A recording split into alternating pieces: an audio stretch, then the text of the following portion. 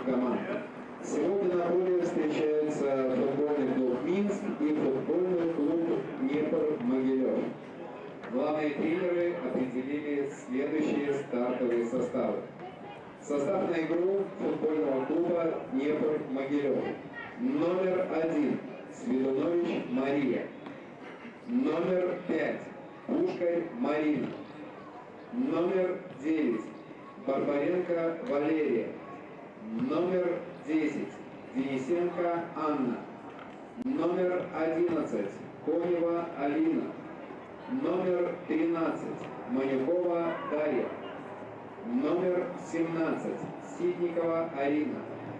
Номер 18 – Капулькина Валентина. Номер 23 – Денисенко Юля. Номер 26 – Осмоловская Кристина. Номер 27 – Нижегородова Валентина, капитан команды. Состав на игру футбольного клуба «Минск». Номер 12 – Малаева Полина. Номер 7 – Сас Анна, капитан команды. Номер 9 – Куч Армиса. Номер 11 – Капитанович Сельма. Номер 14 – Марчик Виктория. Номер 18 – Оту Реджина Ибиан. Номер 20 – Джукич Дарья. Номер 23 – Побегайла Анастасия. Номер 25 – Эви Аноме. Номер 44 – Богдан Валерия. Номер 99 – Кубичная Ксения. Главный тренер команды Пышник Андрей. Сегодняшнюю игру обслуживает следующая бригада судей. Главный судья Буйко Мария.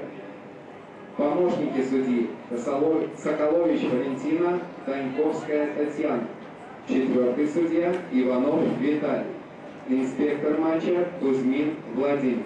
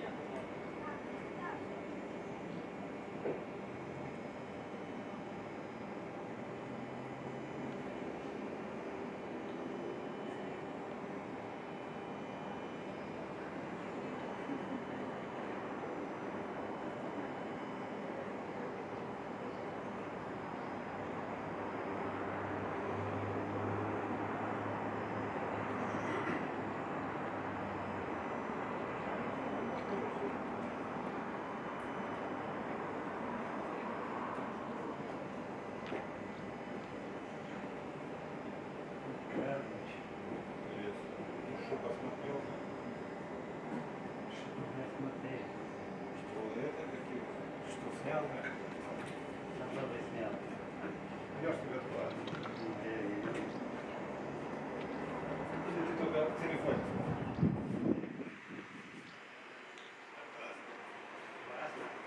Надо большой экран, да?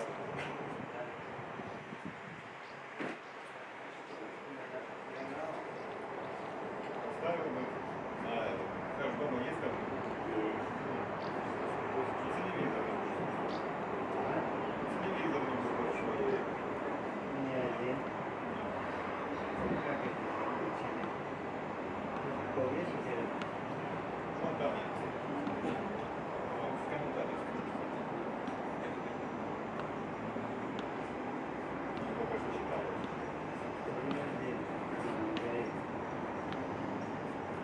Где? Там? Комментаторский спросил. Где протокол можно взять? А?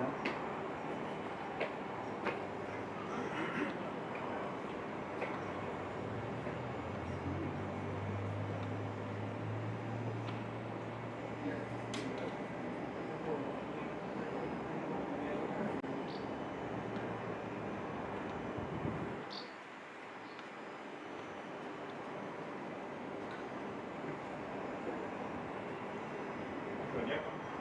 Да, опять откуда? Один только он ему нужен. Сфотографировал. Да?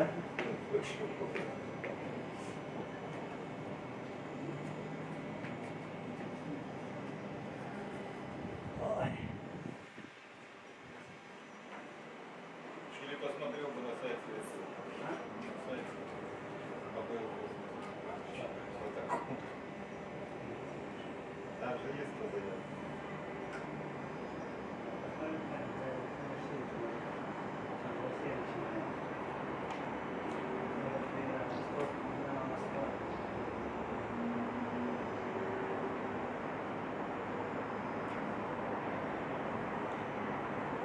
Вчера Олежка там на группе думал, сейчас встречался. Посмотри, да. Кто первый лупит, а они шутят от дури. Вторые мячи не получают практически. Я говорю, вот, дал 5 мячей, да, вот на одну сторону, да, и там на вторую. Пробивается. Хотите, вот у каждого есть по 5 ударов. Хочешь пас отдай на край, там своему, хочешь это, вот у каждого 5 мячей, 5 ударов сделали, все, до свидания. Куда мяч докатился, вот этот вот, ты и проиграл. Потому что так лупят от дури, я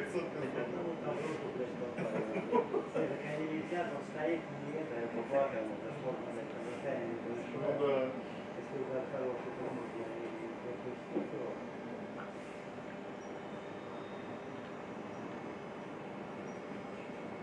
Ну а так они завелись. Завелись, давай уж. Чуть до драки не дошло. заводились.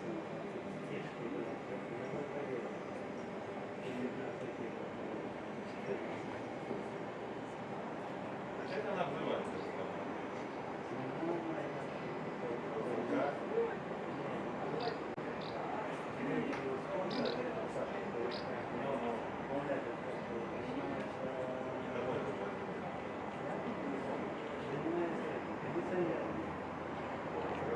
Вот это очень хорошо.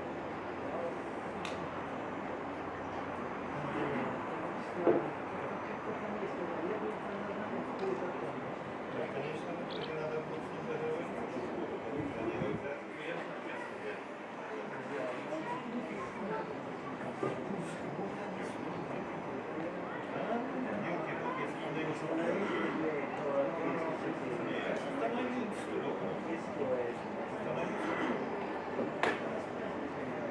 а стоит он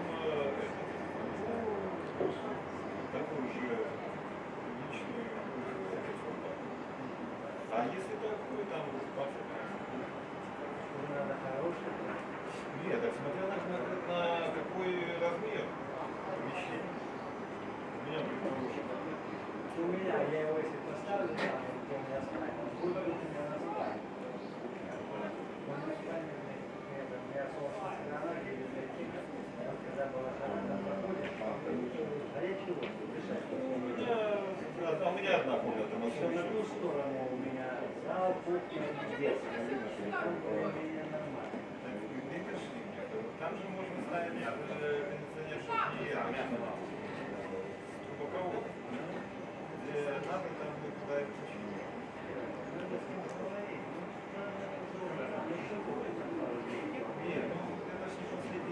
срок. Нет, так там же можно, если что, можно на тепло, когда еще батареи не включили.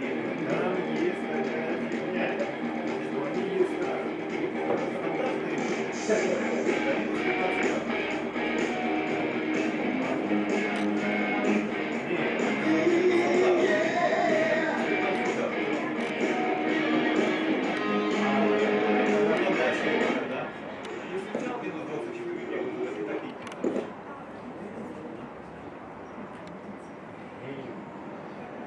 Внимание болельщиков и участников матча. Звучит гимн Республики Беларусь.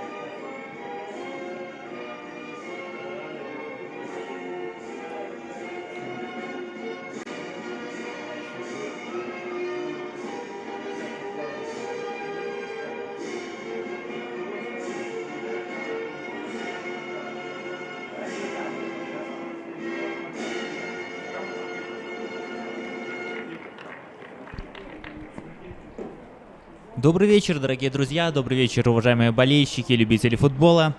Я, Владислав Франкевич, приветствую вас из студии БФФ, где сегодня вместе с вами посмотрю за интереснейшим матчем 17-го тура женской высшей лиги, который проходит на стадионе «Трактор», и встретится сегодня у нас футбольный клуб «Минск» и «Днепр-Могилев». Интереснейший матч нас ожидает в любом случае, и сразу давайте познакомимся со стартовыми составами команд. Начнем с хозяев поля.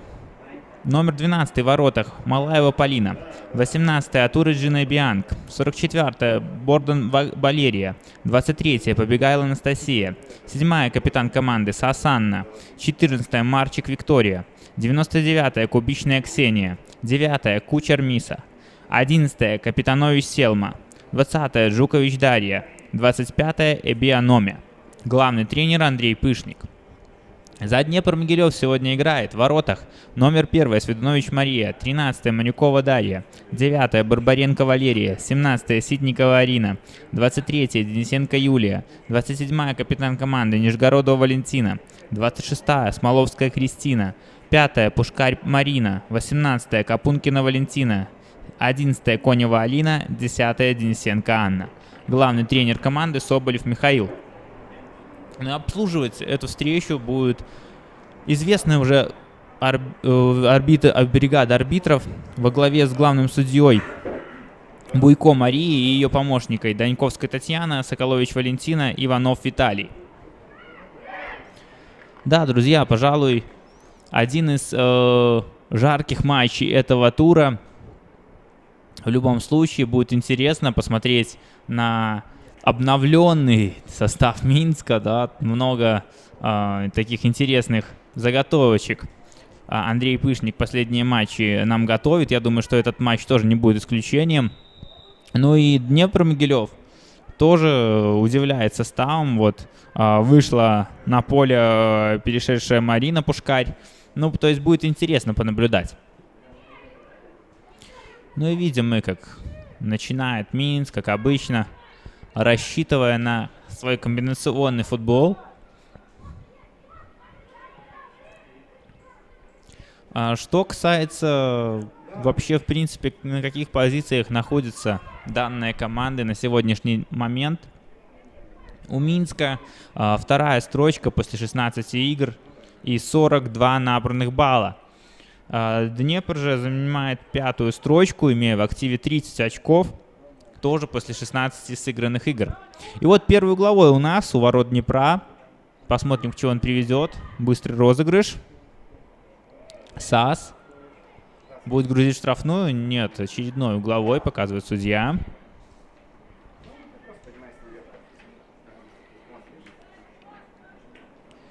Ну и, конечно, стандарты. Очень много стандартов у нас в любом случае сегодня будет. Поскольку и та, и вторая команда нацелены на активный результативный футбол, как это обычно и происходит. Опасный момент. Ну так вот, Свидунович выходила из ворот. И, в принципе, ничего не предвещало беды. Но сейчас посмотрим, как на эти активные действия будут реагировать девушки из Могилева.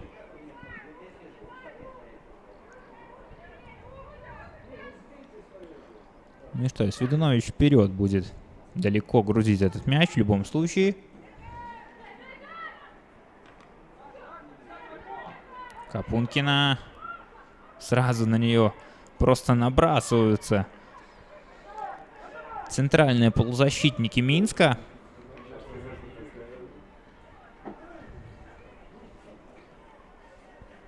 И аут в пользу столичной команды.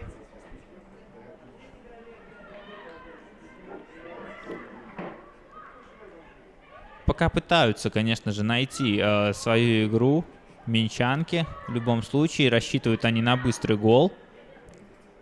Это и в матче с командой, после матча с командой БФФ отметил и Андрей Пышник, что наши комбинации, они рассчитаны на пас в одно касание, на быструю игру, что с мячом, что без него.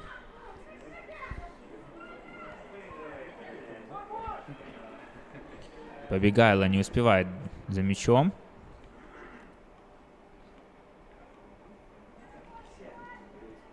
Побегайло, кстати, отлично, на самом деле, действует в этом сезоне. 21 уже забитый мяч у нее после 16 матчей. И это действительно большой и хороший показатель для нашего чемпионата. Находится на 3-й в списке бомбардиров лучших. Чуть выше нее, конечно же, располагается Суровцева Милана. Лучший бомбардир Минска на данный момент. 22 забитых мяча у Суровцевой. Ну и преследует их тоже их же одноклубница Бакум Диана с 18 забитыми мячами. Бакум не играет сегодня в стартовом составе, поэтому я думаю, что есть еще момент перекладина у нас прямо сейчас. Никак не отреагировала Суровца на данный мяч. Ну и опасно было. Вот уже на 4-й минуте. Капитанович. Уже штрафную. Гол. Гол забит уже на 5-й минуте. Просто, да, отлично среагировала Капитанович. И куча Армиса забивает.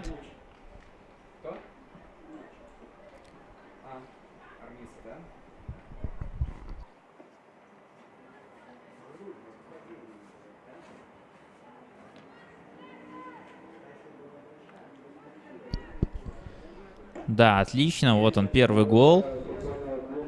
Ну, я думаю, вот он, тот самый именно расчет, который и прогнозировал Пышник Андрей. Забить быстрый мяч. И, кстати, сыпется достаточно быстро. Вот девчонки из Могилева, к сожалению, в кубковом матче, например, вот когда проиграл Днепр со счетом 0-5, тоже гол за голом последовал. И, ну, конечно же, не хватило Днепру для того, чтобы показать свой футбол. Все-таки психология тоже берет верх порой. Ну и класс игроков не стоит забывать. Днепр играет сейчас с командой, которая вышла в квалификацию Лиги Чемпионов и будет там сражаться. Поэтому я думаю, что в принципе все обосновано. Смоловская с мячом.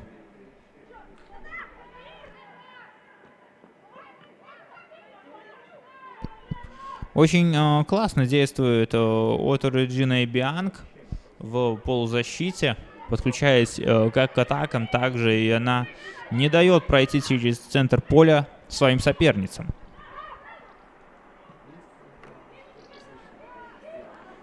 Перепасовываются пока что девушки из Минска.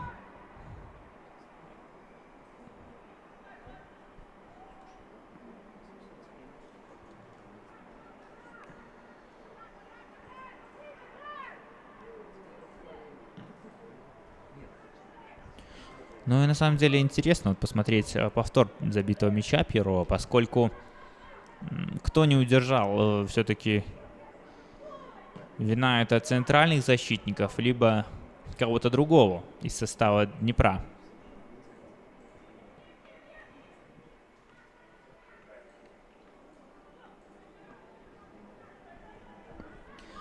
Ну и по факту вот в этом сезоне, не наблюдая за Минском, сложно уследить за позициями, которые предлагают футболистки своим оппонентам. Частое перемещение есть у Минска. Много они двигаются как с мячом, так и без него. Но тут Свидунович не надо ошибаться. Чуть точнее и поспокойнее нужно действовать. Вот этот вот высокий прессинг со стороны Минска. Я думаю, просто не стоит волноваться девушкам из Могилева.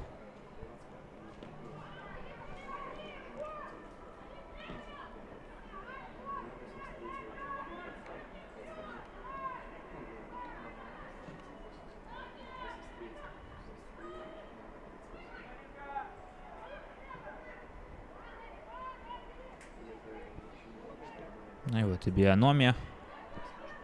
Пас на Кубичную. Бианг отыгрываются тоже девушки.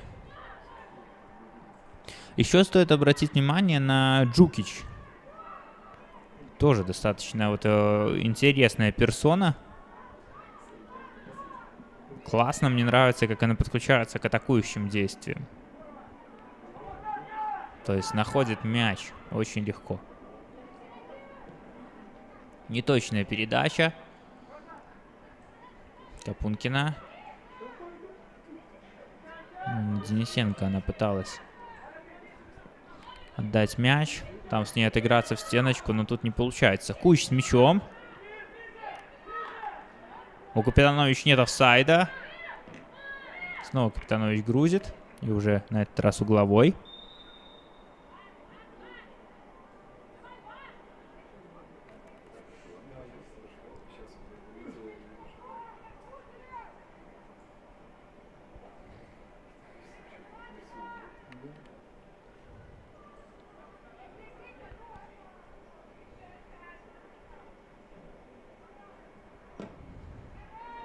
Далеко уносится мяч.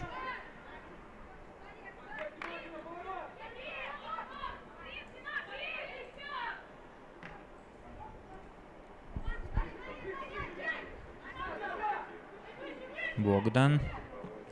Биономия. Кубичная. И Бианг. На правый фланг. На САС. Побегала с мячом. Снова побегала. Видим мы, как ее четверо соперников пытаются накрыть сразу. По левому флангу. Богдан.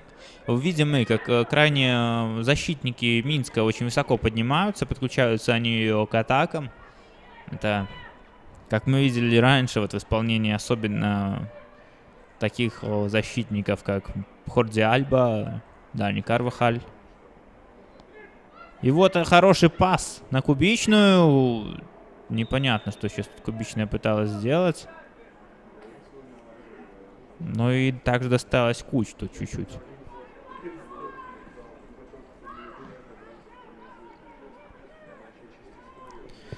Ну, на самом деле, очень сильная скамейка у Минска тоже. Вот мы про нее еще сегодня не раз вспомним. В запасе Бакум Диана осталась, Суровцева, Смыкович Наталья. То есть в любом случае, даже если по ходу матча сегодня как-то и будет Днепр лидировать, я думаю, что освежить столичную команду есть кому. Почему про это говорю? Поскольку вот недавно буквально Побегайло давала интервью, если я не ошибаюсь, и сказала в нем, что те замены, которые в игре с Динамо в ГУК были сделаны, они достаточно освежили команду во втором тайме. То есть видим мы, что Пышник Андрей знает, как играть против сильных оппонентов, но и не только против сильных, вообще, в принципе, против любой команды, которая ему противостоит. Капитанович на Богдан. Богдан в штрафную. Ну, тут рассчитано, я так понимаю, что Побегайло и Куч вот таким левым флангом, такими передачами будут замыкать вверх. Однако, я напомню, что в обороне достаточно сильная и Пушкарь, и Ситникова. Ну и, в принципе, у Днепра девушки в защите, особенно верхние мячи, тянут. Не сказать, чтобы прям постоянно, но берут.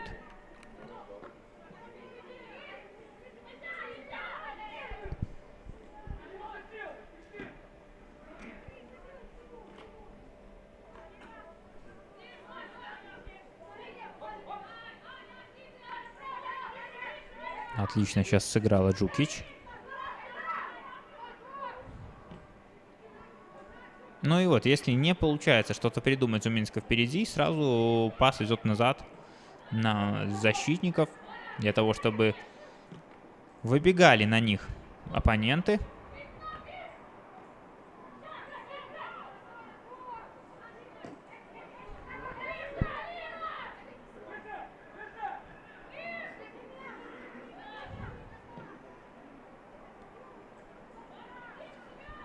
Но пока вот незаметна вот такая вот игра Днепра.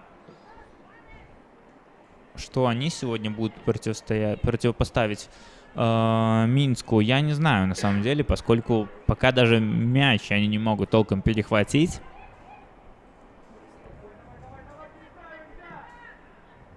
Ну, это первое время. Вот сейчас вот у нас сыграно 13,5 минут. Я думаю, что в любом случае Минск должен как минимум подустать. Держать мяч постоянно под контролем. Ну и, я думаю, Днепр тоже волнами такими будет включаться в любом случае. Быстро разыграли мяч. Богдан в штрафную.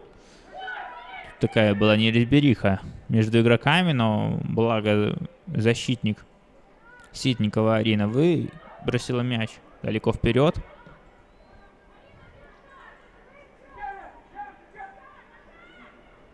Побегайло будет грузить штрафную. Это даже такой был удар от Побегайло. Может себе позволить Анастасия.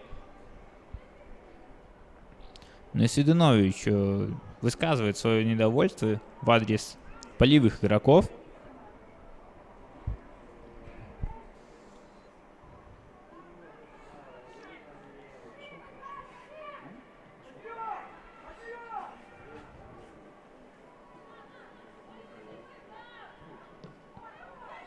Ну и я думаю, что вот, да, сегодня такой матч, который для Днепра практически решающий в плане том, что может ли еще команда уцепиться за третью, четвертую позицию, побороться с Неманом и Зоркой.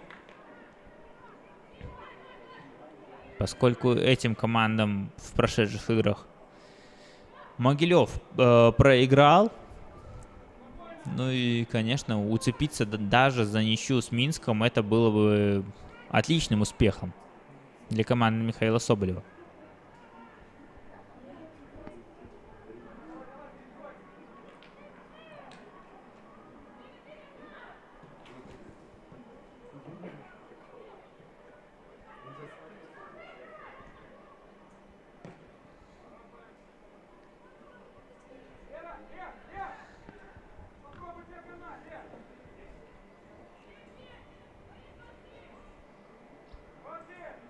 Ну так вот, Ситникова высокорослая, конечно же, она в любом случае на втором этаже будет обыгрывать Побегайло, как ни крути.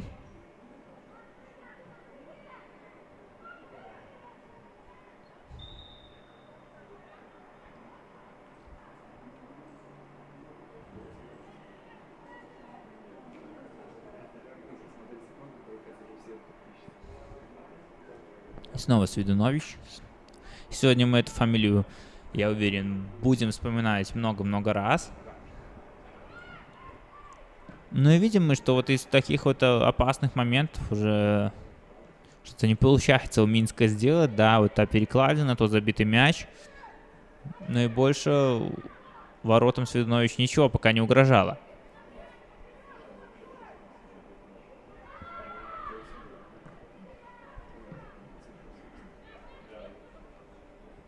Ах, неточность. Нижегородов выбирал эту позицию.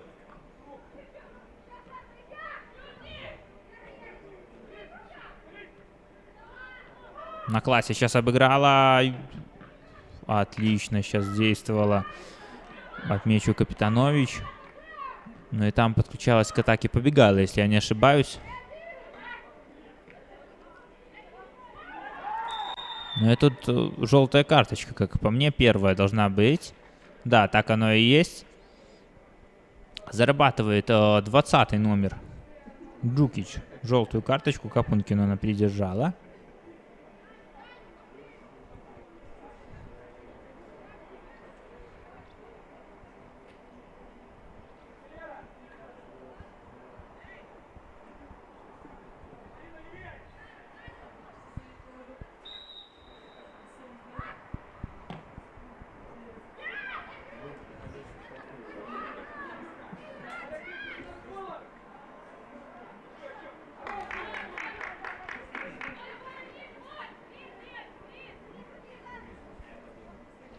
Вот снова мяч под контролем Минска.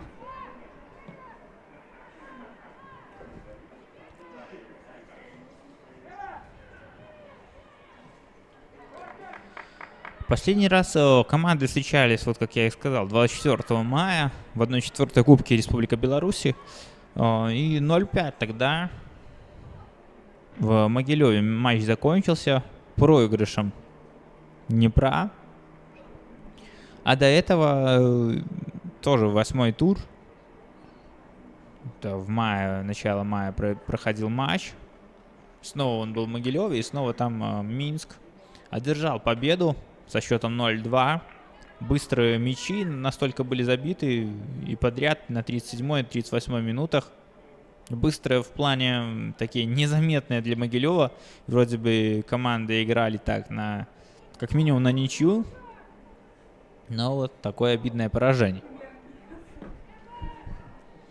А в последних матчах Минск прям разгромил на своем поле команду ОБФФ со счетом 6-0. Ну а Днепр проиграл сначала Неману 3-1 в Гродно, ну и затем и дома уступил Зорке 0-3.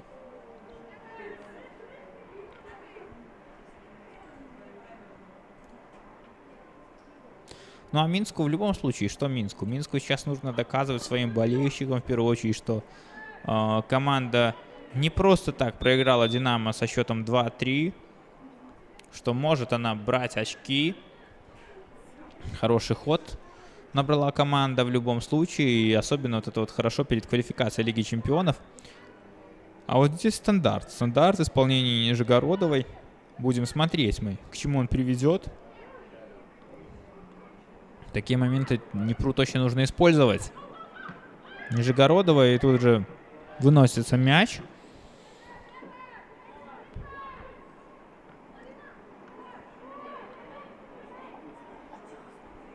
Осмоловская.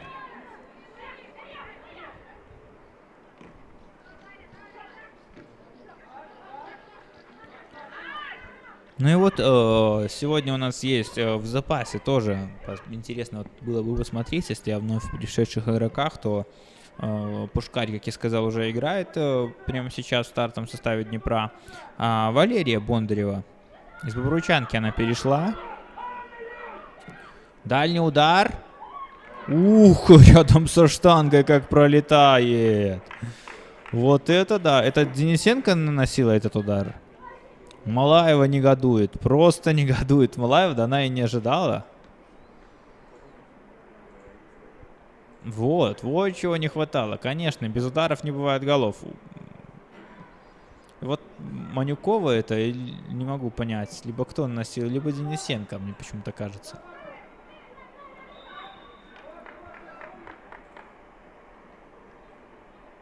Манюкова 13 номер.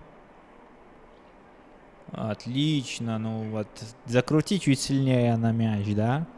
И быть, конечно же, счету у нас уже совершенно другом. А это звоночек для Минска, что такие мячи точно пропускать нельзя. И расслабляться с этой командой явно не нужно. САС. Не получилось у нее там Барбаренко обыграть.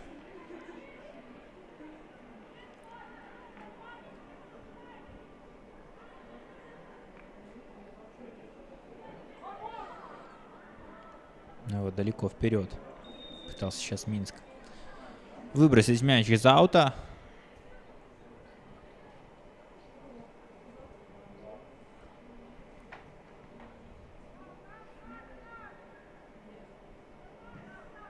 Ну вот, причем каждый матч, да, который вот игрался с начала мая, в любом случае Михаил Соболев кого-то, да, что-то менял в своем составе. Не было таких игроков постоянных, которые бы играли с Минском. Ну и чувствуется, вот, что есть, особенно на первых минутах, такое вот волнение, да, у Днепра. Сейчас-то они уже привыкли, уже 23-я минута. И обычно с этим волнением в таких важных матчах помогает именно бороться с этим волнением Гученко Любовь. Сегодня нету лидера команды. Ну и это, конечно же, не есть хорошо для команды Михаила Соболева. Да, у нас такая пауза, друзья, с вами на то, чтобы восстановить силы, выпить водички какие-то, обсудить буквально минимальные фразочки, минимальные какие-то аспекты игры. Вот видим мы, как Михаил Соболев жестикулирует явно, что показывая, куда и как играть. И Андрей Пушкарь тоже своим нападающим лидером объясняет, как действовать нужно. Вот, кстати, интересный момент, не знаю, связан он с этим или нет, сами будете судить. После пресс-конференции, которая после состоялась матча Минск-АБФФ, который давал как раз-таки пресс-конференцию Андрей Пушкарь, он отметил, что матч начался прям в самый пик жары, что в любом случае повлияло на игру, повлияло на его подопечных. Остался он недоволен крайне. Ну вот сегодня его команда играет в 18:30, да, я думаю, что можно этот факт тоже связать как-то в любом случае. С учетом того, что матч у нас, да, закончится где-то в 8:30. Команде, вот, ну, к примеру, из Могилева тоже ехать далековато.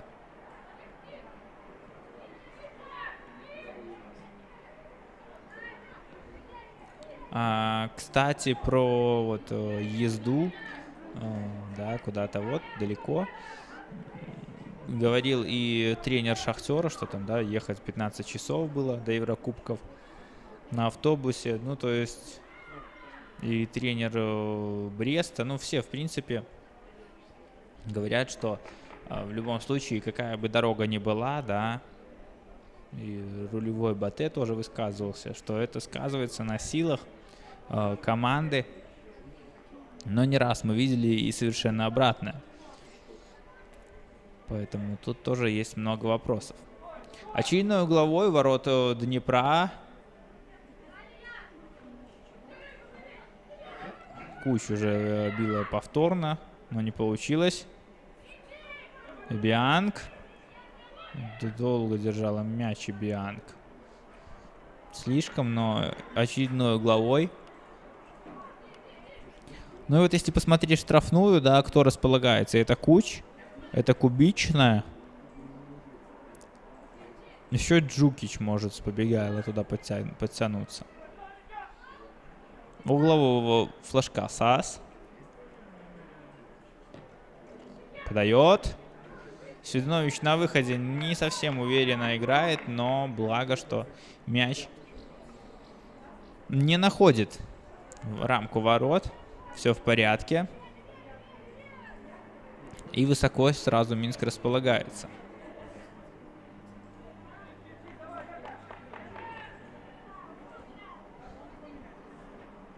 Показывает Свиднович, куда будет направление мяча. Смоловская. Не получилось сейчас у Манюковой сыграть в точный пас.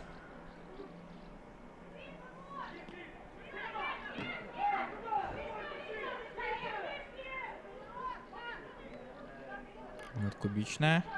Прессингует ее Капункина. На самом деле Капункина всегда вот, поражался Валентиной. Для нападающего не самая она, конечно, рослая, с хорошими физическими данными. Но достаточно большое влияние, да, и, скажем так, уважение в футбольном плане высказывают ей защитники абсолютно всех команд. Денисенко не точно. Вот, выносит уже мяч вперед и Бианоме. Я думаю, в любом случае за этот матч еще будут моменты у Днепра. Вот как сейчас Барбаренко попыталась пойти вперед. Но тут корпус и Бианоме все решил.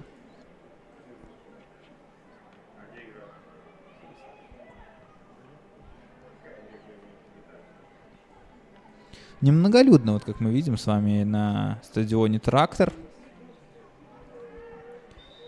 Пятница, и я думаю, что в любом случае много людей пыталось уехать за город.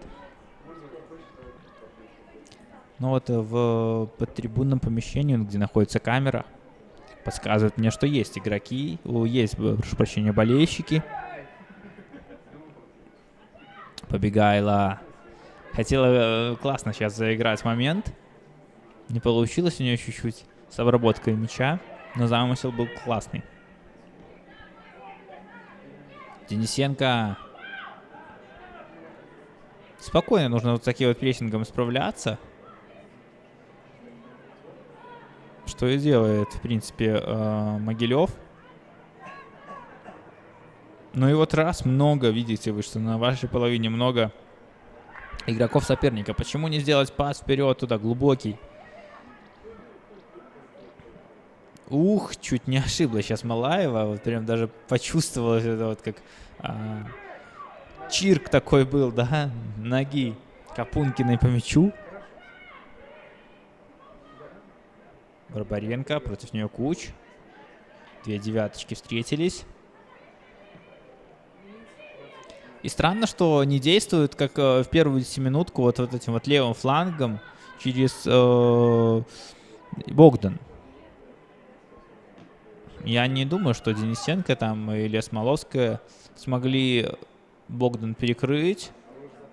Свиднович классно сейчас справляется, отражает мяч. Сас, не дать пробить ей нужно. И что, офсайд? Офсайд фиксирует судья на Куч. Находилась в офсайде.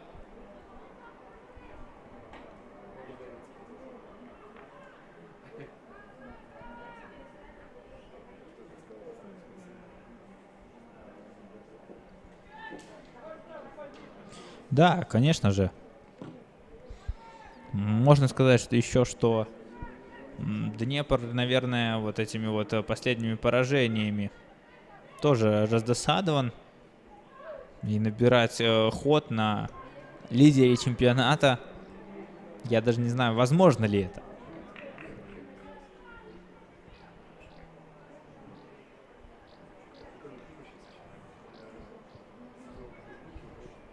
«26 числа, кстати, на этом же стадионе в рамках подготовки к квалификации Лиги Чемпионов встретится Минск с лучшей командой Украины. Это Жилстрой-1.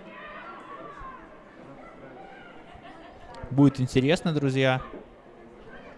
Я думаю, в любом случае матч, как пока по первым слухам говорится, что тренерский штаб Минска запретил просматривать. Видимо, будут наигрываться какие-то схемы, какие-то заготовки. Но будет интересно понаблюдать в любом случае за тем самым Минском.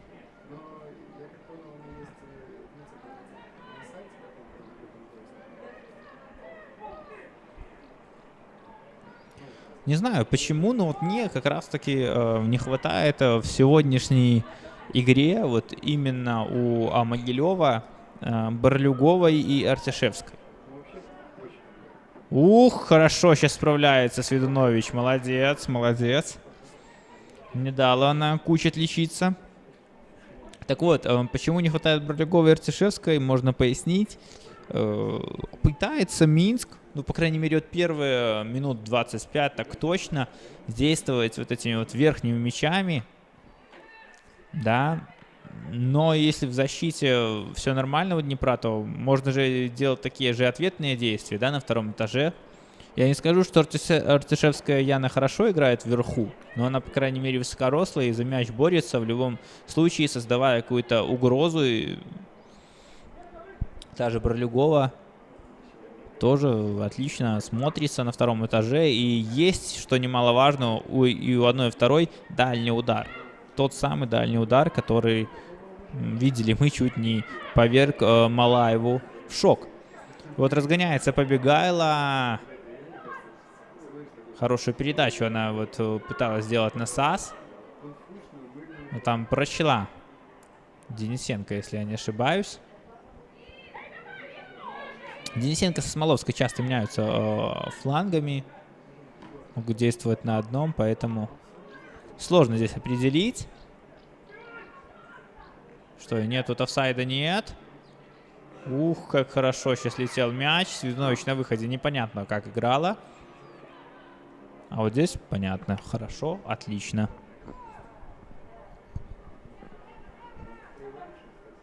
Ну и что, остается 10 минут до конца первого тайма. Что можно придумать?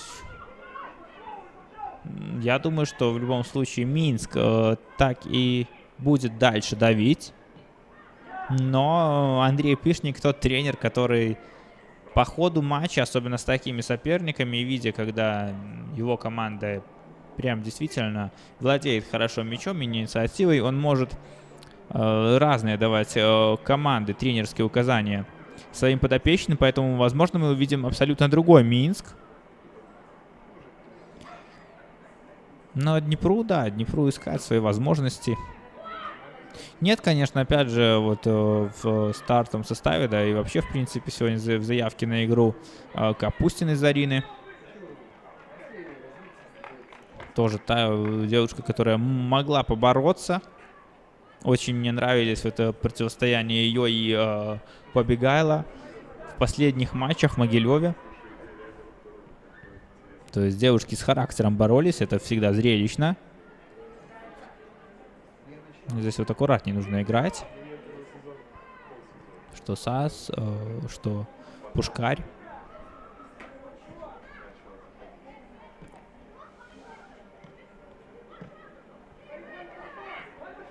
Ну и бежит вперед прямо сейчас Минск. Пытаются они забить второй гол. Я думаю, если у них это получится, то совершенно другим настроением они уйдут в раздевалку. Поэтому Днепру максимально нельзя дать это сделать. Хотя нам, как нейтральным болельщикам, конечно же, для интриги желательно увидеть гол Могилева.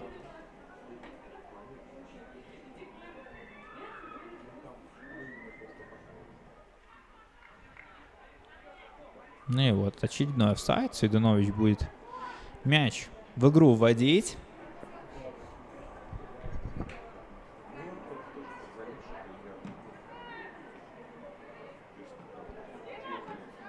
Далеко вперед, но тут, конечно же, сложно бороться против Эбианоми.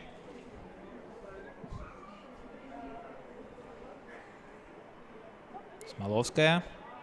Пытается найти партнеров. Да, и желательно в ножки, конечно, мяч отдавать. Любой тренер скажет. Ох, что, сейчас как побегала, пыталась красиво обыграть, пропустить мяч. Но задумка читалась. Достаточно много техники у Побегайла. В принципе, и у той же Суровцевой, да, САС.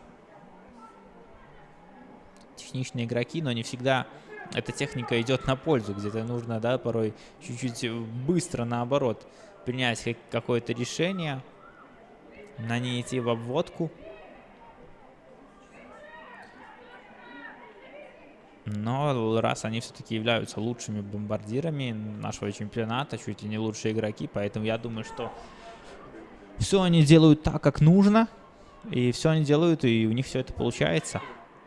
Ах, передача на Богдан сейчас какая была. И вот непонятно, кто куч должен держать. Тут и Осмоловская у нас есть, тут и Конева. Ну, как по мне, конечно же, просто, я не знаю, Конева и Ситникова бы, скорее всего, поменялись бы, да, чтобы, поскольку Куч все-таки действует чуть ближе к левому флангу. Ну, и вот на втором этаже к Ситникову вопросов вообще нет. Разобрали игроков. Ну, и зачем так было действовать Смоловская, непонятно. И Богдан будет вводить мяч в игру. Подключается Джукич. Джукич в штрафную, там никого.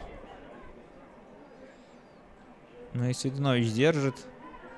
Быстрой контратаки не будет. Посмотрите, как хорошо возвращаются домой минчанки. Ну вот у Капункиной, к сожалению, нет той стартовой быстрой скорости, которую хотелось бы, чтобы она набирала.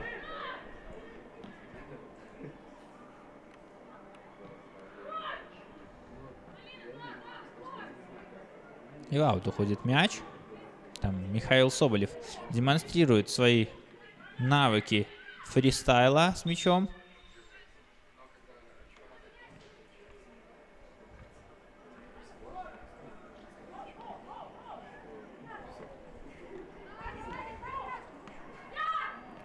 Хорошо сейчас сыграли Конева и Осмоловская. Разобрались в ситуации.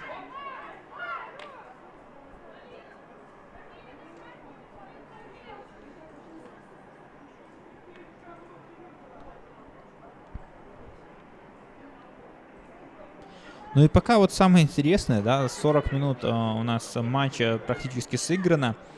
Мы мало обращаемся к арбитрам. Ой, как ошибается сейчас. 14 номер. Минска Марчик это была. Кстати, не слишком заметно сегодня Марчик.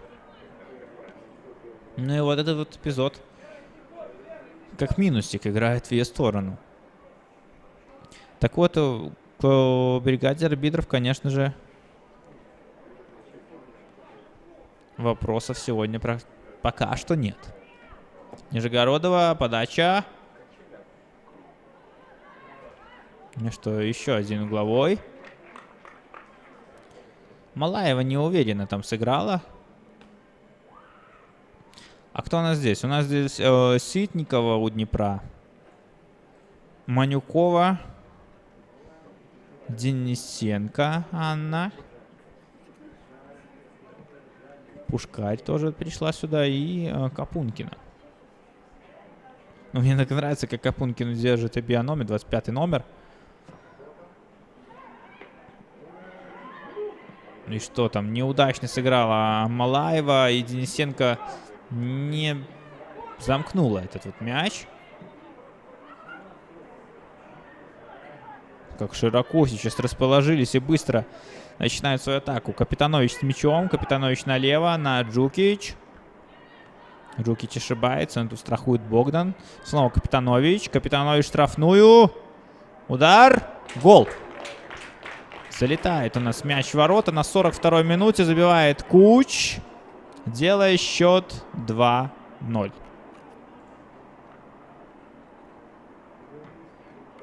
Там снова Капитанович грузила, если я не ошибаюсь. И снова Куч. 2 ассиста от Капитанович, 2 гола от Куч.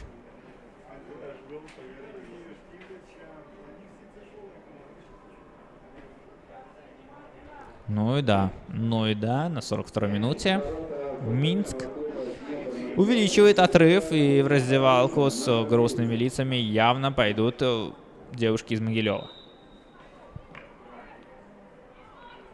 Вот теперь я на 150% уверен, что Андрей Пушкарь будет применять свои другие схемы уже в втором тайме. Поменяется рисунок игры. Но пока что, пока вот Капитанович на Куч.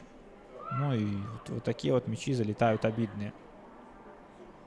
Я думаю, как минимум в первом мяче, тут от газона мяч полетел, не совсем удобно. А в первом пропущенном мяче был бы вратарь чуть опытнее Свидунович.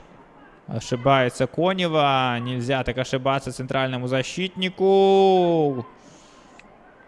И вот была бы Свидунович чуть поопытнее. Первого мяча пропущен точно не было. Ну и нельзя отметить Капитанович. Тут не столько действия Куч, сколько действия Капитанович и плохие действия центральных защитников Днепра.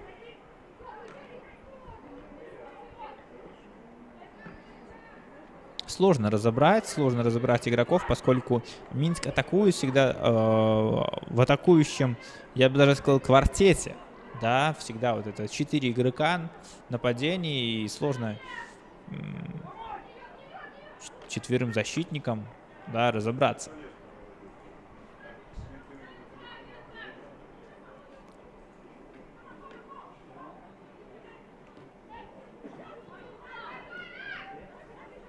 Но пока такие простые мячи залетели, я думаю, что Михаилу Соболеву неприятно вот эти вот будут моменты при просмотре. Ну, сейчас посмотрим еще мы очередной с вами угловой в исполнении Побегайла.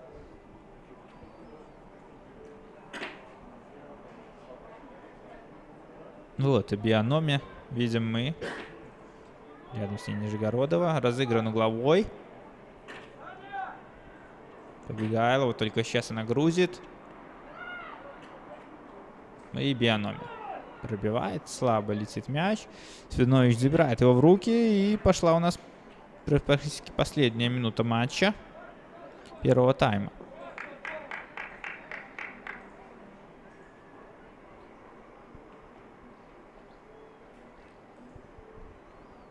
Смоловская ищет партнеров. Не спешить. Манюкова. Очередной аут в пользу Днепра. Интересно, сколько добавит к первому тайму главный судья. Все, звучит свисток о перерыве. Я так понимаю, нет? Нет. Еще не звучит. Это девушки просто мяч из аута выбрасывают.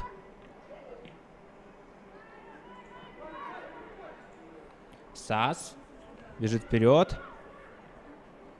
Побегайла.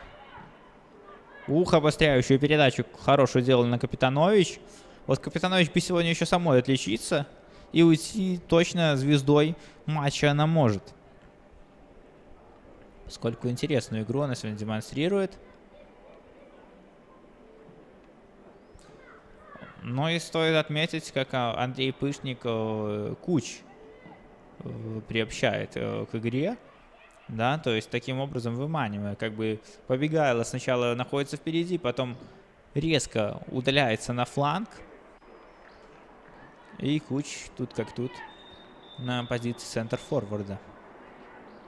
Вот сейчас, да, звучит свисток об окончании первого тайма матча Минск-Днепр-Могилев. Счет у нас 2-0, друзья. Уйдем на 15-минутную паузу, после чего вернемся и продолжим любоваться игрой.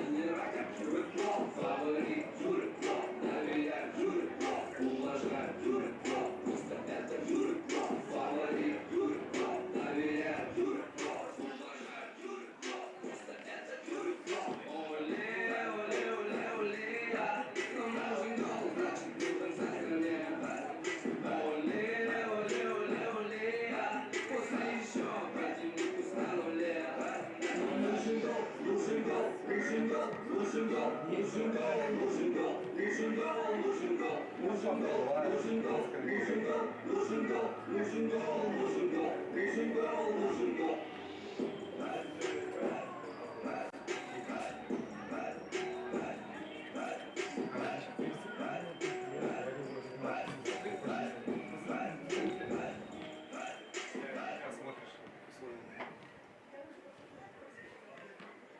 Everybody get ready to come back. Yes. Ready to come back. Yes. Ready to come back. Yes. Ready to come back. Yes. Ready to come back.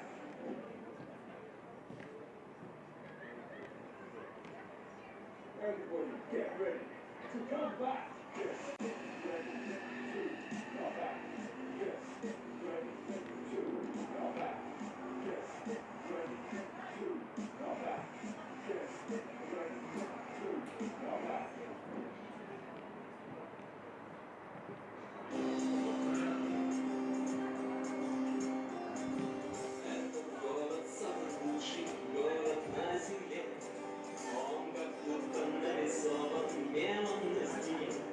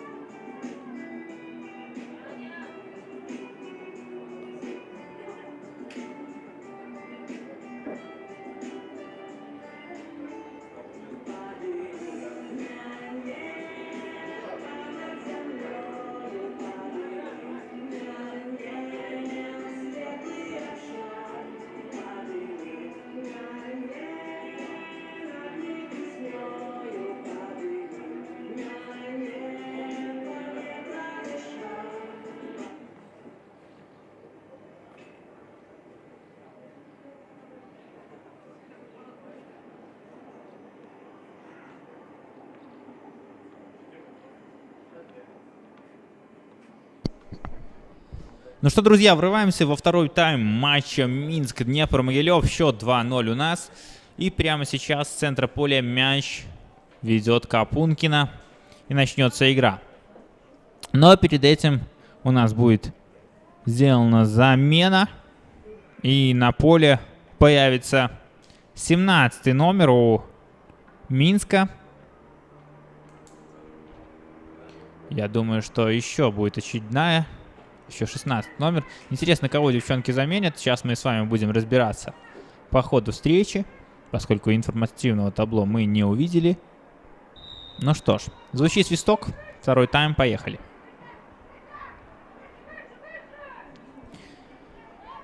Да, напряженный получился у нас первый тайм. Два вот эти вот мяча все-таки вытянул Минск. Я не скажу, что прям, да, 100%. Эти мячи прям были читаемы, но вытянул их Минск, и они были однообразны, но в любом случае голы есть голы, и мы с вами запомним только результат. Два мяча Куч головой забила и ассистировала ей Капитанович. А здесь у нас на газоне лежит, если я не ошибаюсь, Ситникова. Больно ей, подбегает вот медицинский персонал.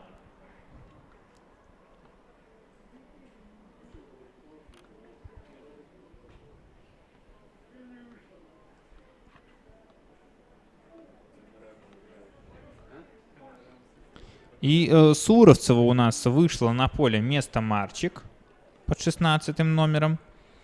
И Осмыкович Наталья вот заменила кого-то, но кого? Сейчас будем смотреть. Суровцева в любом случае, Смыкович, конечно же, это усиление. Я говорил это еще в первом тайме.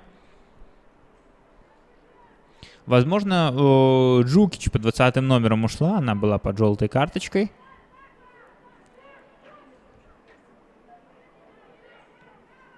Сейчас мы посмотрим, конечно же. Богдан. Вперед, но тут Нижегородова справляется с данной угрозой.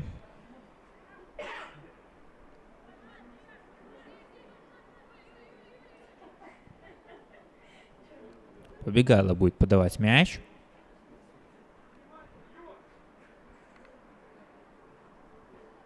Видим мы штрафной немноголюдно, по крайней мере, подходом к вратарской. Побегала, крутит. Такая комбинация была.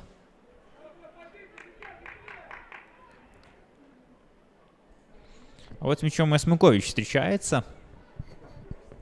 Да, пока что не могу я увидеть Джукич. Скорее всего, Смыкович ее и заменила.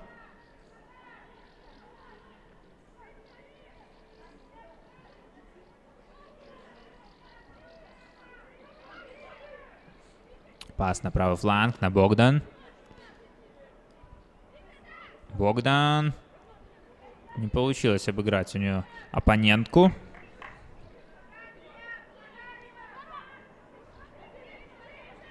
Ну и вот снова Лебянк с мячом. Суровцева. Нашла Богдан. Ах, Ситникова неудачно. И дальний удар заблокирован. Стас пробивала. Ну и вот, Капункина. Нужно бежать к мячу, не ждать все-таки, пока он к тебе сам прикатится, придет как-то. В любом случае, это не тот момент, как ты окружена защитниками команды и не борешься за мяч. Ой, ошибается, как Барбаренко сейчас, и Побегайло не забивает. Они вышли еще из раздевалки подопечные Михаила Соболева. Где-то далеко они. Возможно, уже по пути в Могилев. И Свидунович на коротке отыгрывается с Коневой. Еще и ошибается вдобавок. Посмотрим в любом случае, как заиграет Минск. Интересно понаблюдать за этой командой. И Минску вообще, в принципе, сегодня все на руку пока что слаживается. Здесь они выигрывают Днепр в чемпионате. Не получилось у гродненского Немана приблизиться к Минску, поскольку Зорка победила со счетом 3-1 у себя дома. И таким образом третью строчку сейчас единолично с 34 баллами занимает Зорка. На четвертой позиции 34 балла как раз таки у Немана. И вот сейчас, если ничего не произойдет, то Днепр так и останется все-таки на пятой позиции. Даже если и выиграет сегодня Днепр, сотворив чудо, все равно будет пятая строчка у команды. Ну и вот в атаке уже Суровцева на правом фланге. Ну, как по мне, Суровцева все-таки самая техничная футболистка в команде Андрея Пышника. Со мной может кто-то не согласиться, но это индивидуально мое сугубо мнение, поскольку не раз Суровцева показывала, что пройти 1 в 1 для нее это вообще не проблема. Она легко берет на себя 2, а вот то и 3 оппонентов, поэтому я думаю, сегодня мы увидим что-то интересненькое от нее.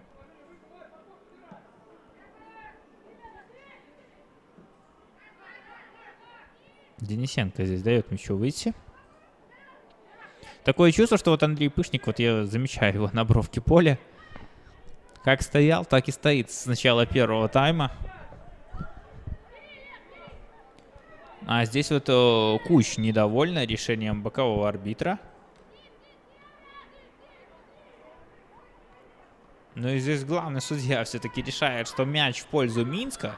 С учетом того, что боковой арбитр показывал, что мяч все-таки в пользу Днепра. Я думаю, в любом случае будет разобран этот эпизод. Сегодня у нас инспектор матча Владимир Кузьмин. Один из главных, скажем так, в судейской коллегии нашего чемпионата. Достаточно интересно проходит, кстати, вот передачи. Кто не видел, судите с нами.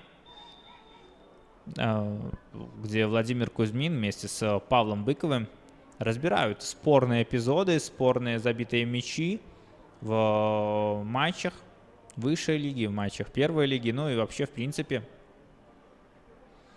достаточно интересно порой послушать. Вам тоже советую. Судите с нами. Ну а здесь прямо сейчас стандарт для Минска. Еще один очередной и шанс забить гол. На дальнюю штангу будет идти заброс. И добиралась тут Куч до мяча. Шла на хитрик, но не тут-то было.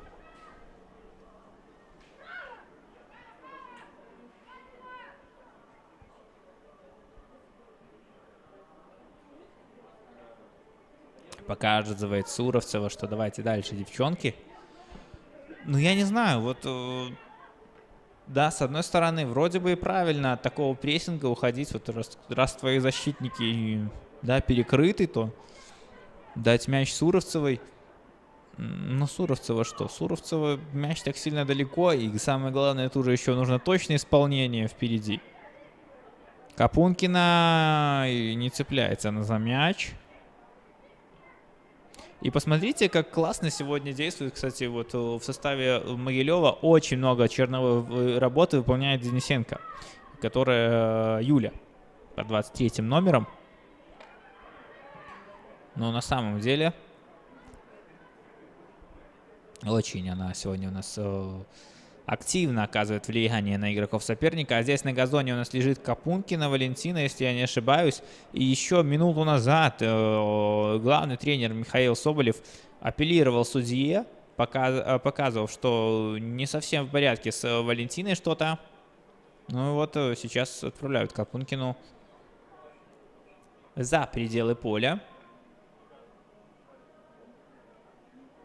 Ну а здесь мяч у Днепра сохранился, и я думаю, что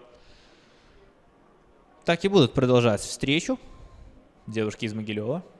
10 пока что. Надеемся, что с Капункиной все будет хорошо.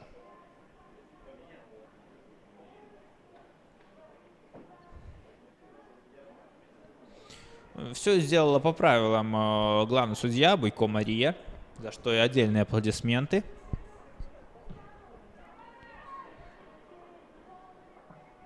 Ну и вот тут вот у нас борьба за мяч между Денисенко и Эбианоме.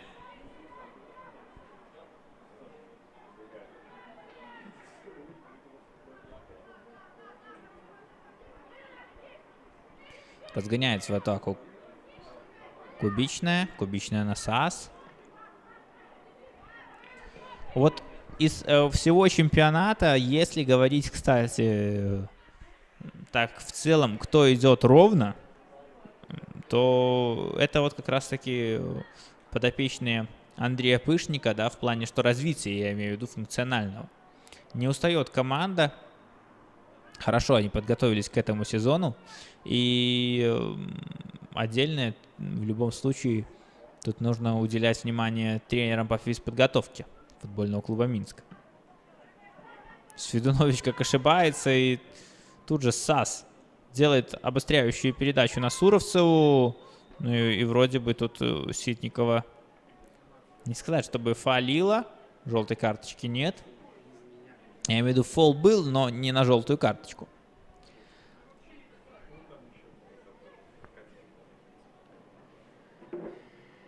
Вот только я, кстати, в конце первого тайма рассказывал вам о том, что мало сегодня мы видим главного арбитра встречи в эпизодах, в моментах, как же во втором тайме Буйко Мария один из главных персонажей сегодняшней игры. И Побегайло разбегается прямо в руки Суровцевой. Прямо в руки Суровцевой. Суровцева вперед, нужно побыстрее, конечно же, отыгрывать. Можно еще 2-0, это еще не тот счет, который был у вас в кубке. Девушки. Ну и Минск перестроился, кстати. Минск перестроился с приходом Суровцевой. Пытаются они уже не играть такими, да, забросами вперед, а через центр с удержанием больше, вот, насколько я пока что заметил.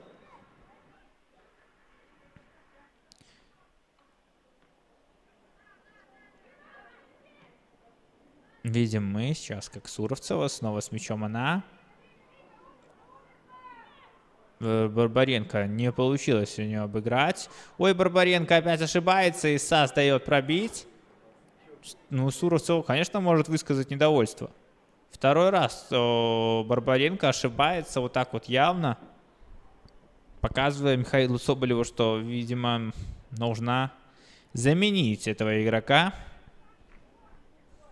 Кстати, касательно замен, можно попробовать ту же и выпустить Бондареву, да, Валерию. Посмотреть, как она в игре. Хотя против сильного соперника не знаю. Михаилу Соболеву должно быть виднее. Тут Денисенко упала. Мне непонятно вообще, в принципе, были ее действия. Свиданович на выходе хорошо сыграл. При этом отмечу действия защиты, как придержали корпусом. Они Куч. Богдан ищет партнера, находит Суровцеву. Эбианг. В центр. Дальний удар. Выше ворот летит мяч. Осмыкович наносила удар.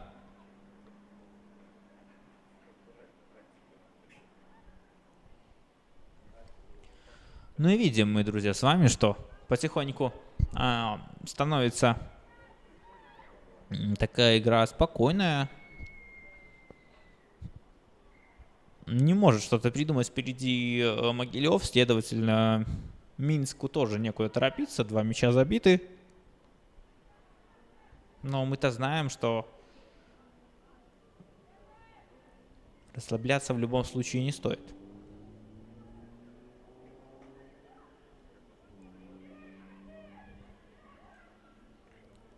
И какой сейчас прорыв по флангу продемонстрировал нам Осмыкович. Не дает Нижегородова быстро разыграть угловой удар.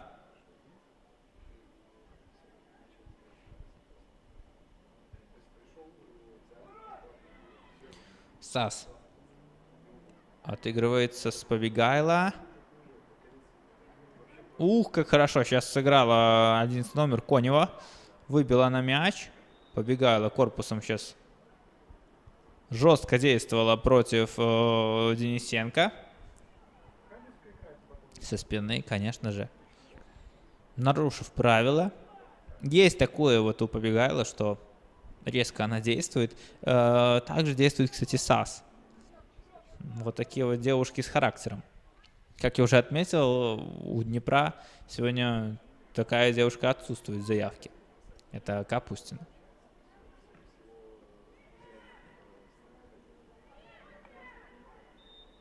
Нижегородова. Показывает она, что не согласна с решением судьи. Мария Бондарь объясняет капитану команды все-таки, в чем тут дело. Не у мяча, Сас. Я думаю, что не будет она грузить так далеко. Все-таки попытается разыграть.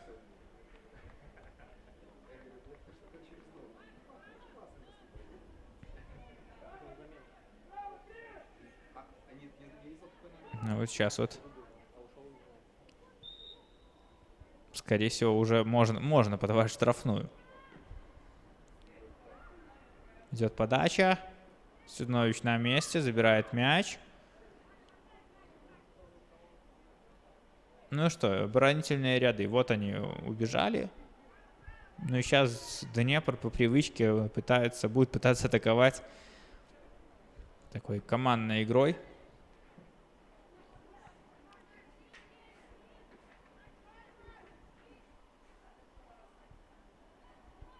Ну и снова просто пустая потеря мяча от Днепра.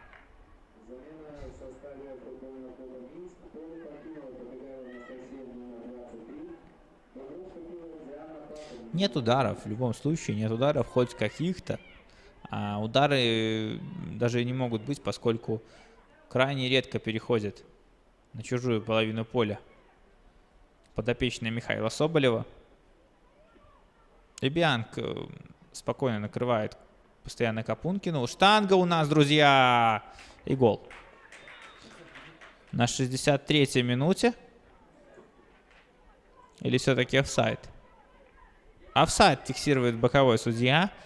Но и тут я поаплодирую Куч. И Побегайло То есть как все-таки действовала так вот командно. Ну и здесь какой-то проходной двор сейчас начинается у подопечного Михаила Соболева. Капункина, как она корпусом прикрыла мяч и нарушает правило кубичное.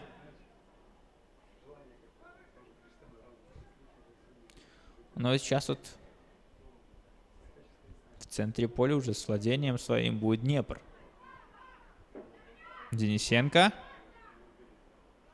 Снова Денисенко и снова такой же эпизод. Я не понимаю, что с ней происходит, почему она падает на буквально ровном поле, где еще до нее никто не упал. Возможно, что-то тревожит игрока Могилева.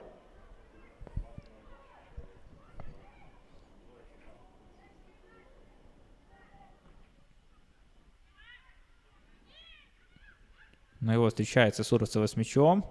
Грузит в штрафную, а там никого. Но неразбериха. Когда у тебя много нападающих и много тому, кто может забить, но все добрые, да, и немало инициативные, тогда, конечно, сложно. Данную передачу делала Суровцева, она вот именно из тех, кто бы не начал расходиться, а наоборот бежал бы на мяч.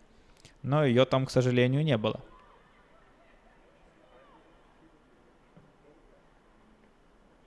Неспокойно сейчас забирает мяч Свидунович в руки. Вот такие вот передачи на Капункина нужны. Конечно, вот такие вот, ровным счетом. Вот если бы Свидунович постоянно так делал, да, когда Капункина в окружении одного, ну там двух защитников, тогда есть шанс убежать. Но пока что мало точности. И у нас готовится замена. Бурлюгова Виктория выйдет. Как вот я и рассказывал вам. Вместо кого может выйти? Вместо Денисенко. Вместо Барбаренко. Там, если что, просто будут такие тогда изменения. Ну, просто это пока первые такие вот вопросы. А тут что у нас? Тут у нас неразбериха, нет свистка. Девушки из Могилева апеллировали вроде бы.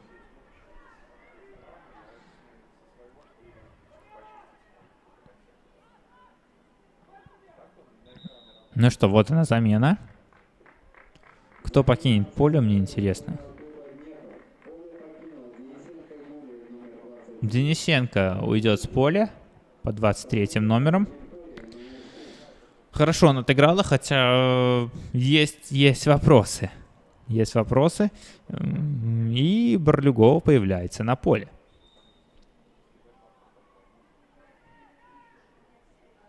Тут же появилась.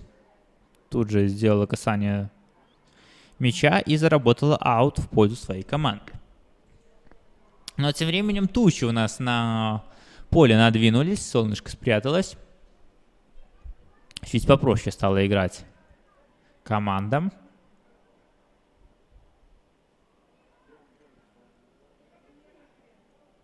Смоловская на Капункину. Капункина теряет мяч. Но аут в любом случае в пользу Днепра. Смоловская вперед. Ну, я не понимаю, вот почему в этих ситуациях нужно играть через Капункину. Вот хоть убейте меня. Когда Капункина маленькая стоит в окружении, ты даешь не в ноги пас. Денисенко хорошую обводочку делает. Денисенко! Есть возможность.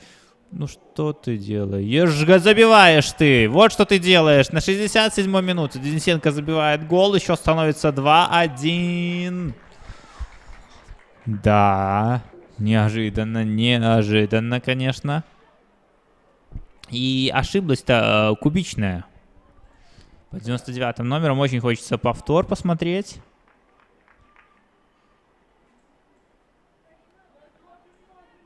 Кто все-таки ошибся и прав ли я? Кубичная ли это ошиблась?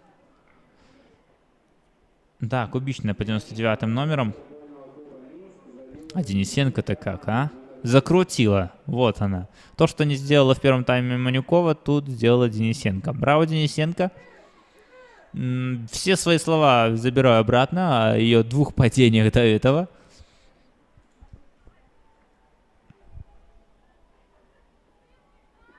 Ну что, и как дыхание сейчас, как глоток свежего воздуха для Днепра.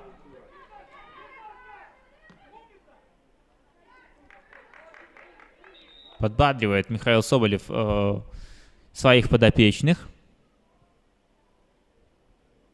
И тут же у нас есть пауза, звучит такой свисток и указание арбитра о том, что можно перевести дух, выпить водички. Видим мы, какие уставшие девушки.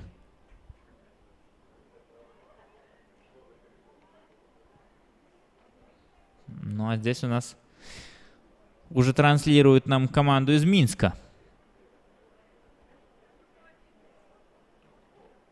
Общие фразы и общие подсказки Андрей Пышник дает, говорит. Ну так, видимо, мало какой-то информации перекинулись. Все-таки Михаил Соболев больше подбадривал, а Андрей Пышник молчал. Ну и возобновится прямо сейчас игра у нас. До окончания матча чуть больше, 20 минут основного времени. Я думаю, что интересные моменты не заставят себя долго ждать. Как минимум, еще нам ничего не сказала вышедшая на замену Суровцева и Осмыкович. А эти девушки явно могут. И Андрей Пышник явно их не просто так выпустил, чтобы они бездействовали, да. Капункина... Не подсказывает Капункина, что за спиной у нее есть соперница Эбианг. И ширину. Сразу мы видим, ширину устраивает Минск. Перестановочка есть. Остаются далеко 2 центральных защитников. И сразу следует 4 поднявшихся выше полузащитников. Более компактнее играет Минск. Понимаю, на коротких перепасовках будет пытаться строить свою игру столичная команда на одном касании. Ну, что Днепру? Торопиться ли им? Возможно, да. Но с другой стороны, и будут торопиться, можно пропустить самим. А за 20 минут какой-то моментик найти в любом случае тоже можно попытаться. Хотя раз таких моментов вот всего было 2 за 70 минут, то я думаю, навряд ли еще что-то мы увидим, поэтому нужно биться до конца. Ну и Минску тоже, конечно же, такой счет явно не устраивает Минск. 2-1. В любом случае, когда у тебя статистика по владению мячу твоему зашкаливает, а ты забил только 2 мяча. Ну, видели мы и штангу, и перекладину в исполнении Минска. Вот развивается атака. Не получается у Капитанович пройти Осмоловскую. А у нас замена. Очередная замена. Покинет поле Богдан. И Кашинская выйдет вместо нее. Под 4-м номером. Еще одно усиление. В любом случае.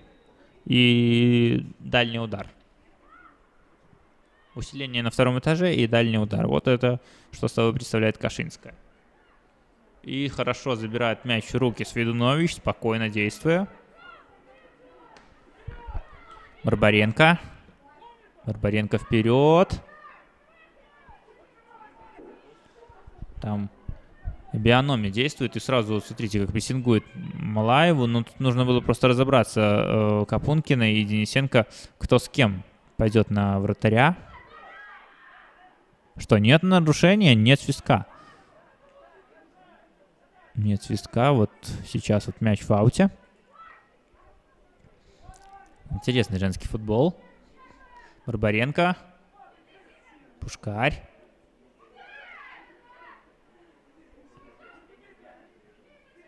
Сейчас пыталась Куч пробросить Ситникову, но Ситникова на месте.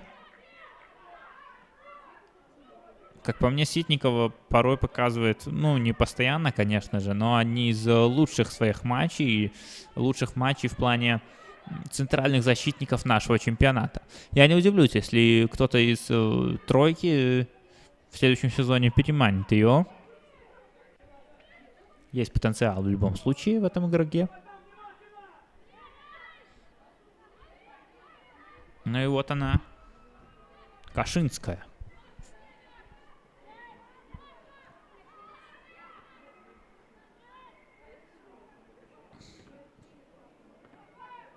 Кашинская. Сосмыкович отыгрывается. Кашинская. Свежими силами. Видим мы, что она, конечно же, не такая техничная, но физически более подготовленная, чем та же Суровцева, которая буквально не так давно на этом фланге тоже играла.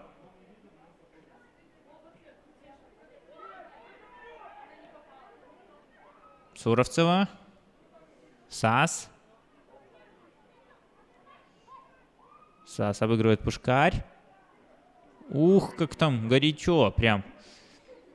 Ясмоловская мяч в аут выбивает. Вот такой вот прессинг от Минска. Сразу начала чуть активнее играть команда.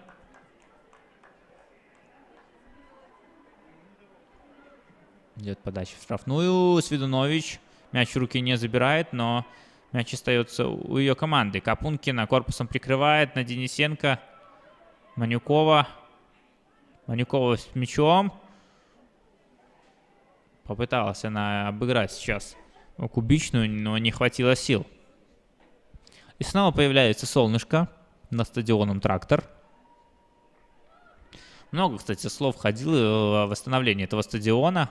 Один из самых таких значительных и исторической точки зрения стадионов нашей страны и нашей столицы. Как обострила сейчас Денисенко на Капункину, но там Кубичная и Бианк между собой разобрались. Звучит свисток. Сталкиваются сейчас у нас Сас и Ситникова. Если я не ошибаюсь. А, Нижегородова, конечно, Нижегородова, прошу прощения.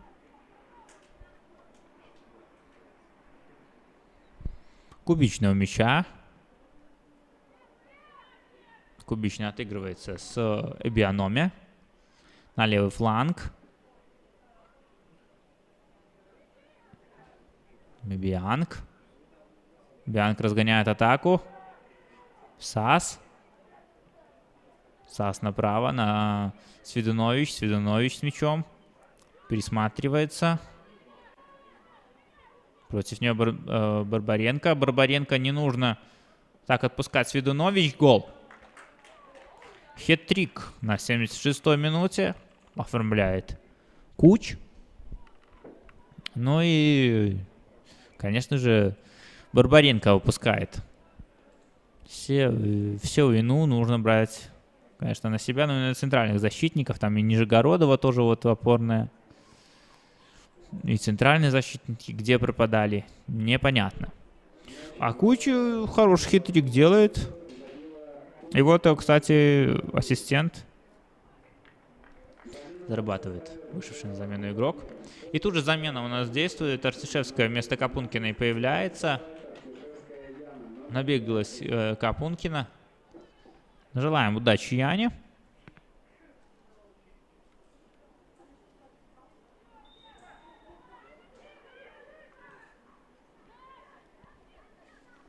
Вот Артишевская встречается с мячом.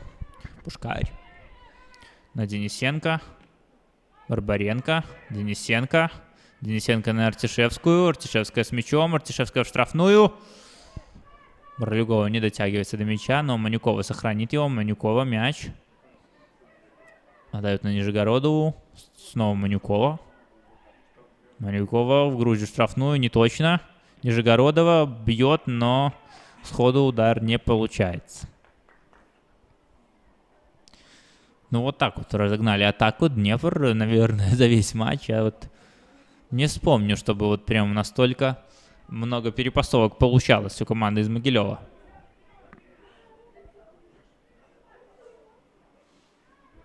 Но сейчас точно Минск торопиться уже не будет. Не скажу, что легкая победа будет у столичной команды. Если она, конечно же, случится по итогу. Но не без труда сегодня обыгрывается Днепр. Кусачая команда из Могилева. Артишевская. Неточный пас. Тут Денисенко к мячу не подуспевала чуть-чуть. Пушкарь. На Барбаренко. Барбаренко с мячом. На Коневу. Конева. На правый фланг. На Смоловскую. Смоловская ищет партнеров. Смоловская бежит вперед. Стеночку с Артишевской не получилось сыграть.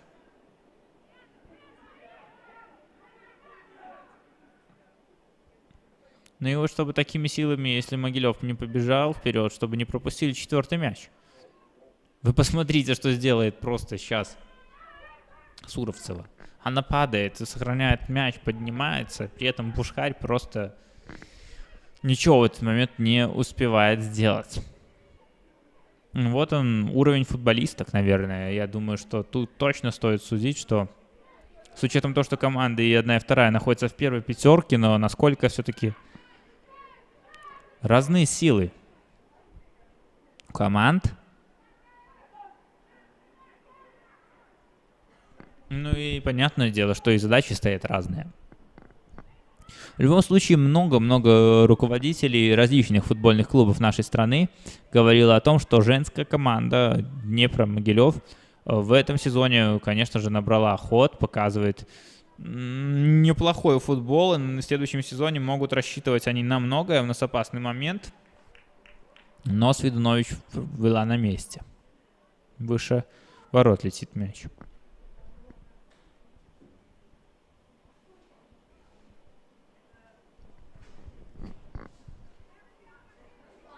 Ну и я думаю, что где-то психологически какая-то часть команды Могилева уже приняла это поражение.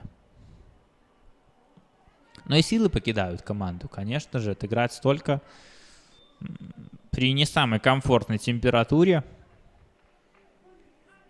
Не сказать, чтобы жарко, как было до этого, но все равно чувствуется усталость. Что мяч из Денисенко. Денисенко, и не получается у нее пройти вышедшую на замену Кашинскую. Для этого Кашинская вышла, чтобы ее не удавалось проходить. Нижегородова. Снова Нижегородова. Отыгралась она с Пушкарь. Нижегородова, ну, не совсем точно. Надо было на дальнюю все-таки делать этот навес. Суровцева, САС.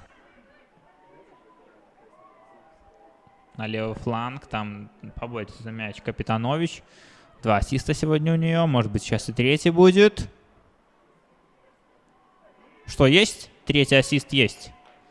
Есть 3-й ассист. Вот так вот. Капитанович делает ассист. И на 82-й минуте гол.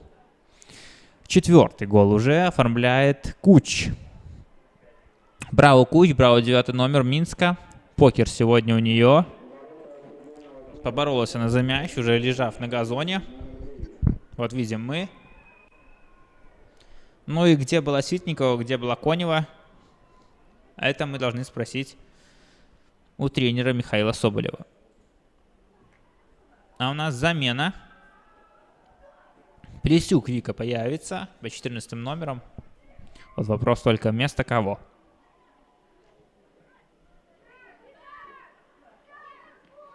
Денисенко с Манюковой.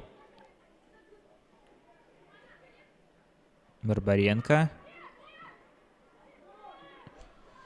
Конева. Конева на Манюкову. Аут. И Пушкарь уйдет с поля, появится Плесюк. Ну что, я думаю, что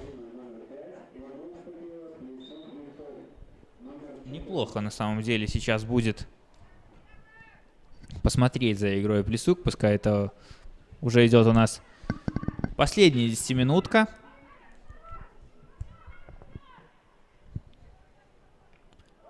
Ну и хорошо, сейчас Осмоловская действует.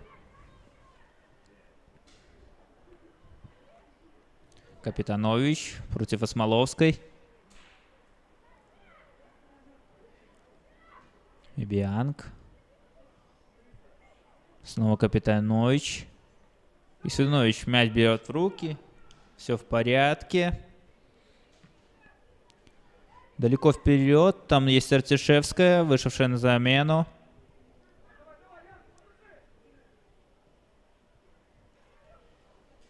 Бианоми спокойно. На левый фланг.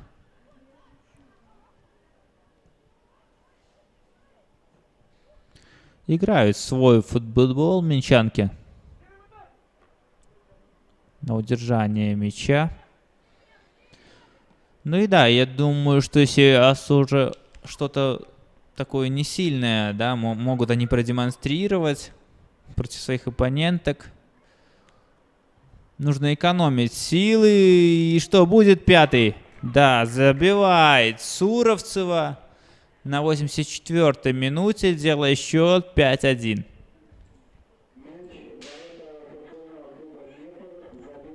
Ну, я думаю, что читался этот гол. Уже на молодежном сленге лайте таком играют минчанки.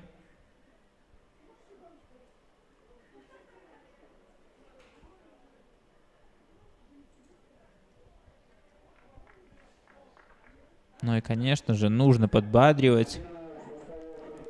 А у нас очередная замена. Шершавец Татьяна выйдет на поле и заменит она Куч. Ну не только Куч сегодня отличилась у нас покером. Хороший матч выдала девушка.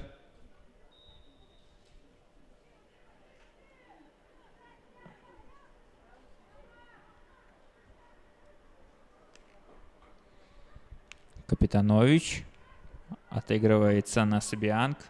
Бианк на Сас. Сас в центре. Пошла в обыгрыш на Денисенко. Не получилось. Суровцева. Осмыкович.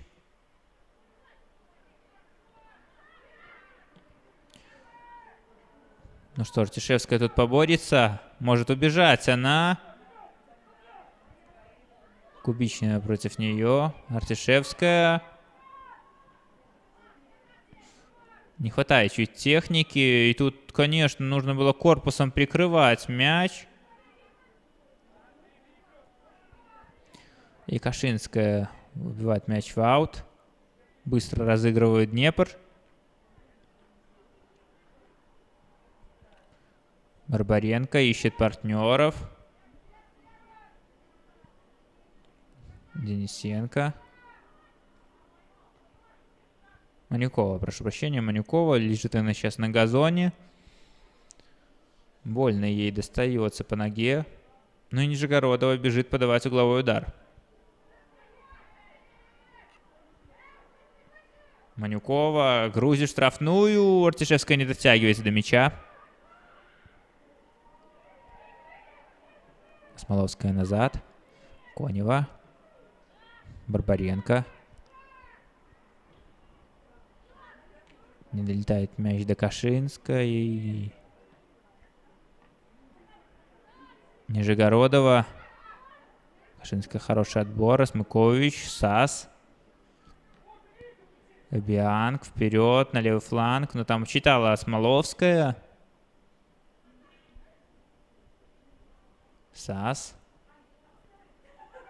Хорошо отыгрывается с Капитанович. Но Капитанович теряет мяч. И Свидунович будет вводить его в игру.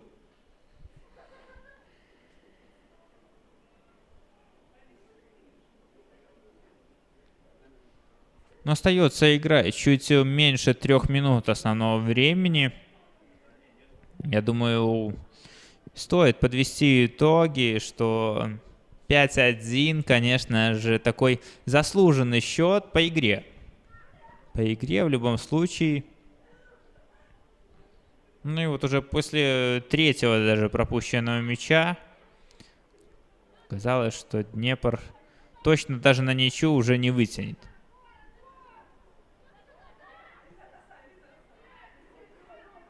Просто уже на отбой играет Могилев.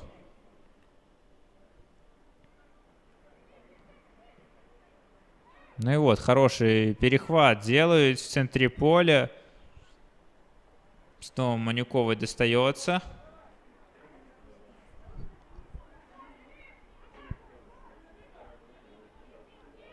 Разыгрывает этот мяч. Конева.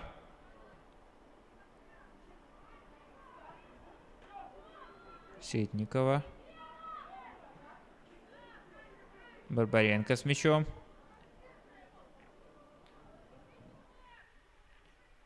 Ну и Бианк вперед. Тут есть кому уцепиться. И Нижегородова фалит.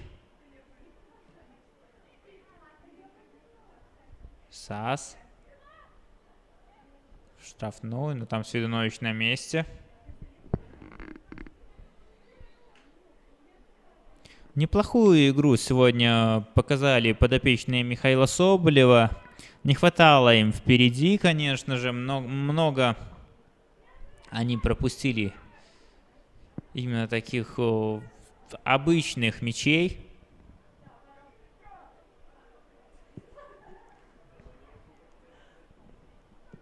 Ну и команда Андрея Пышника тоже так набирает очки в тех матчах, где не имела права их потерять. Я в любом случае уверен, что посмотрели какие-то зарисовки игры тренерский штаб Минска.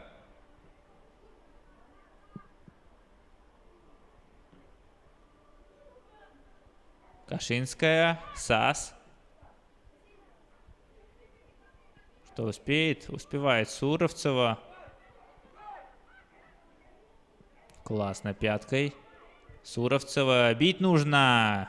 Бьет штанга и никто не добил. А там больно, очень больно. Это Смоловская, если я не ошибаюсь. Да, подзывают медицинский персонал.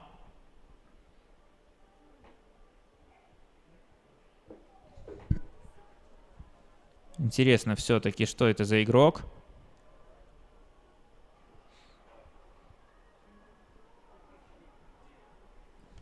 И пошло у нас добавленное время матча. 3 минуты добавили к игре.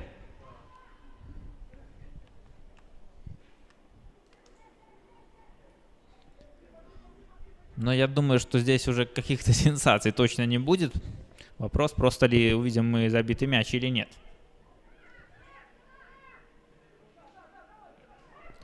Кашинская. Кашинская САС. Хороший перехват. Делает Денисенко. И тут же фол Бианк.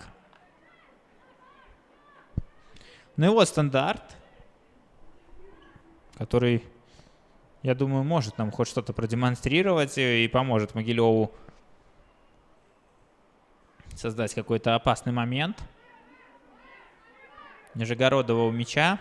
Кстати, с этой позиции Нижегородова очень много забила мячей. По крайней мере, в матче с Бобручанкой, если не ошибаюсь, тоже с этой точки она забивала. И на тренировках, и на разминках Нижегородова отличный удар показывает. Но сейчас вот на Денисенко была передача адресована. Находилась Денисенко в офсайде, показал боковой арбитр. Поэтому даже если бы и был забит мяч, то не засчитан. В следующих туре, в 18-м, предстоит командам сыграть Минску на выезде с Неманом. Очень важные очки там. Неман, я думаю, будет очень голоден. И Неман рассчитывал как минимум вот с таким исходом, если бы сегодня Зоркий не проиграл, бороться за вторую строчку. Поэтому я думаю, что Там мы видим в Гродно настоящий бой. Ну и Днепр у себя дома примет Витебск. Скорее всего, подопечные Михаила Соболева должны взять 3 очка, но опять же, Витебск сейчас тоже набирает ход потихоньку и показывает интересный футбол. Прагматичный, в любом случае, прагматичный футбол. И Нижегородова, угловой удар. Пока что мяч в воздухе завис. Манюкова. Посильнее нужно было действовать Манюковой. Ну и что, друзья? Звучит свисток об окончании матча. Минск, Днепр, Могилев. Счет 5-1. Достаточно интересным и на эмоции получился матч. С вами был Владислав Франкевич. До встречи на белорусских полях.